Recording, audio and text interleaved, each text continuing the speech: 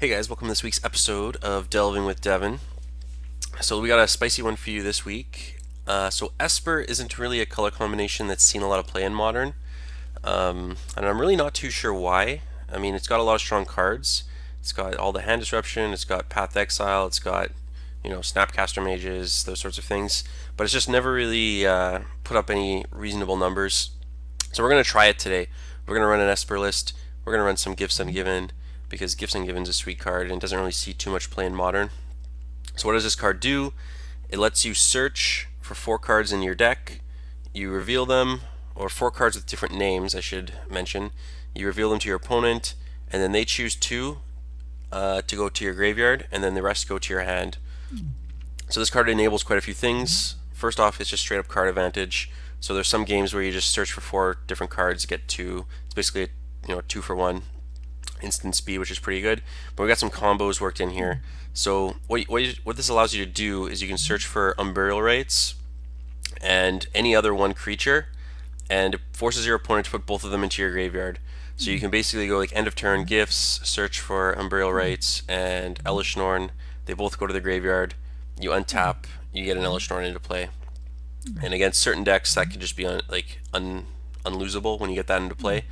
Or you could also get Iona as well. So you can just lock out certain decks from casting any cards the rest of the game. There's another combo here.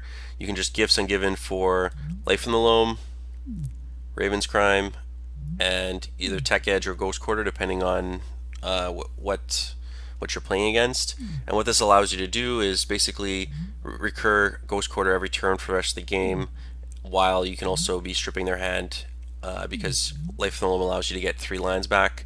So you can get like Ghost Quarter and 2 other random lands, play the Ghost Quarter, strip 2 cards from their hand, and then just do that every turn. And they basically will eventually have no lands in play and nothing in hand as well.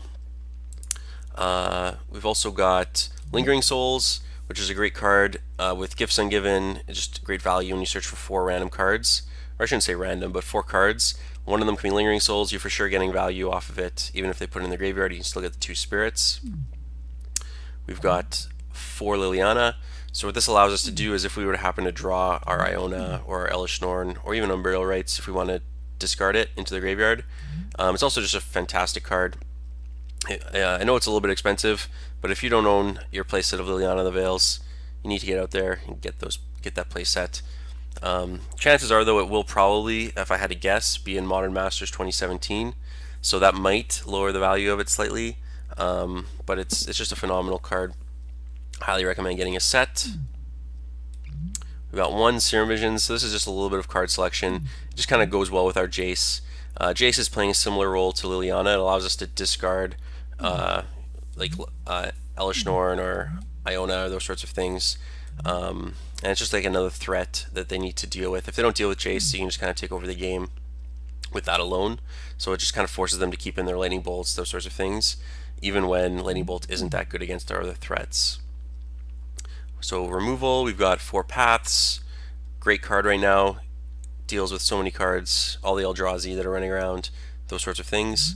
We got 1 Abrupt Decay. We're kind of just splashing green here for Life in the Loam and 1 Abrupt Decay. This is just kind of a catch-all. We can get extra value off of it with Jace to deal with 2 permanents, so it's kind of got high value to be running just 1 copy. We've got 3 Collective Brutality. Same reason for Liliana and Jace. It's just another way to discard cards that we don't necessarily want or need, especially when we have Life in the Loam engine going. You can just like escalate it ×3, deal with a creature, and then discard, gain some life to help stabilize. Just seems like a pretty good card. Also, there's a lot of decks running around right now, especially on Magic Online, but probably in real life too, like Infect and the like Suicide Zoo, and just being able to like deal with a creature plus take their pump spell and gain life if you need to is just a really great effect for 2 mana. We've got some interaction here. We got 4 Inquisitions, 2 Thoughtseize, pretty standard in any black deck in Modern.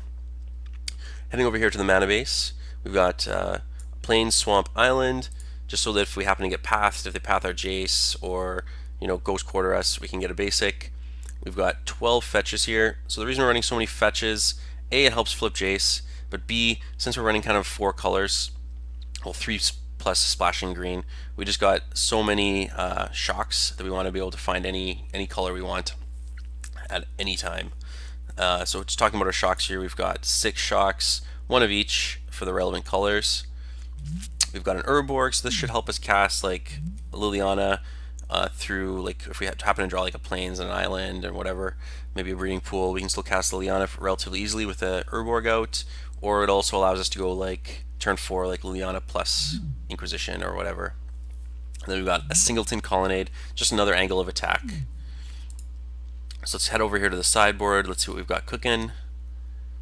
So we've got 3 Stony Silence. These are great against Affinity, great against Lantern. I think Lantern's actually now more popular than Affinity, which sounds, if I would have told you that like a year or two ago, that would have sounded crazy. But I've played against a lot more Lantern than I have Affinity. We've got 1 Dispel just to help push through our Gifts Ungiven through other counter spells. We've got a Negate, just a nice catch-all. You can counter like a Bridge, Ensnaring Bridge, those sorts of things. We've got our typical Dredge Hate, so we've got 2 Ley Lines, 2 Surgical Extractions. We've got some catch-alls here. We've got 2 Maelstrom Pulses, which again are great against like Ensnaring Bridge, which might be an issue for this deck. We'll have to see if I play against Lantern. Hopefully between like the 3 Stony Silences, the Negate, 2 Pulses, we can kind of push through that. And then we've got kind of a little creature package over here. So we've got a Siege Rhino. Siege Rhino is making a breakthrough into Modern. Reasonable card. It's 4/5, hard to deal with. Gain some life, deal some damage, whatever. Gets in there. We've got Blood Baron, 4/4, lifelink, protection from white, so it can't be pathed, which is pretty good. Basically just a 4/4 lifelink, can't be pathed. The rest of the text is pretty irrelevant. We've got a Obsidian Ghost Council. This was a standard all-star. So again, a 5/5 for 5 mana, drains every turn. This card can also kind of fight through Ensnaring Bridge if that becomes an issue. We also have Jace to fight through Ensnaring Bridge, just like Ultimate Jace or whatever. And then we've got Thrag Daddy. We've got Thrag Tusk, gain some life. So why do I have this creature package? Just in case our opponents go like heavy on Rest in Peace or like Grafdigger's Cages or whatever. So as they're playing like Rest in Pieces and Grafdigger's Cages, I'm just casting Obsidats and Thrag Tusks and just killing them. Sometimes that's better than trying to, you know, like they play Rest in Peace, I try to draw my like my 1 or 2 of answer for it. This way I can just go to Pound Town, just beat them that way. If I need to, I can cast Gifts Ungiven and search for all 4 of these. I get 2 of these, and it's going to be tough for my opponent to beat 2 of these threats, especially if they've diluted their deck with like Graveyard Hate. So there's the deck. It looks pretty sweet. Like I said, Gifts Ungiven, very powerful card. I believe it used to be either restricted or banned in Vintage, and then it recently, like a year or so ago, 2 years ago, came off. And the reason it hasn't really seen too much play in Vintage is just because it's 4 mana, and in Vintage there's so many options for card draw and card selection. And I think the reason it hasn't seen too much play in Modern is Modern is even faster format, I think, than Vintage, because there's no Force of Will. So people can really go off like turn 2 or turn 3. So having a 4 mana spell, a little expensive, but I think we've got enough interaction here, enough removal to sort of slow the game down to turn 4, where getting a Iona out or an Elishnorn out can really KO the opponent. So hopefully we have some fun here, and we'll see you guys in the first round.